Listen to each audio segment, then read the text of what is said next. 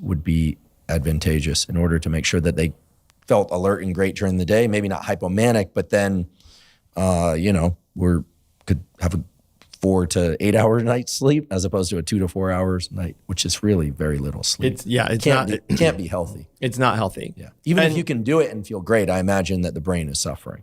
It is. Yeah. And the body is suffering. And your friends and family are suffering. The body is repairing itself with sleep. And so, if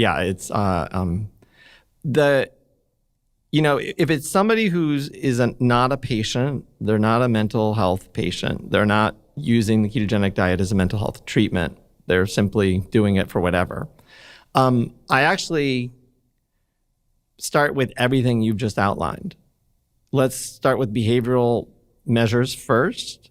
And the first intervention is education. You need at least 6 hours of sleep a night, period. End of story. That's non-negotiable. If you're not getting at least 6 hours of sleep a night, we need to consider this a problem. So figure out a way to get 6 hours of sleep. For some people, that's enough. Just the education. They don't get out of bed at 3 a.m. It might take them an hour to fall back to sleep. They fall back to sleep. For most people, if you can get 3 nights of decent sleep in a row, the hypomania goes away. That is the way to extinguish it. And then they still go on feeling a high from it. They feel great. Their brain feels good in terms of memory, concentration, motivation, all of those things. But they're not hypomanic anymore.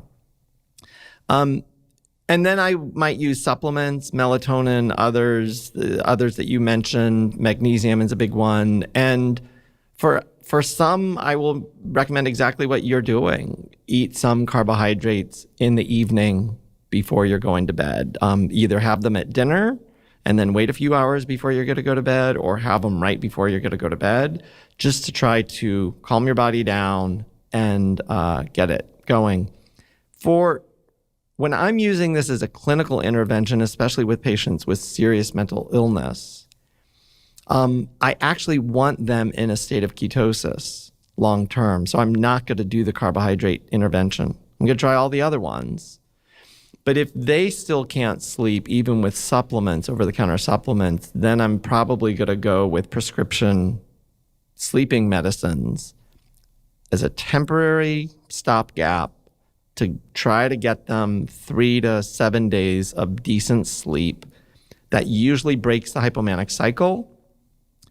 And then they stay on the ketogenic diet because it ends up resulting in all of these other improvements that I've described. Their illness can sometimes go into full remission.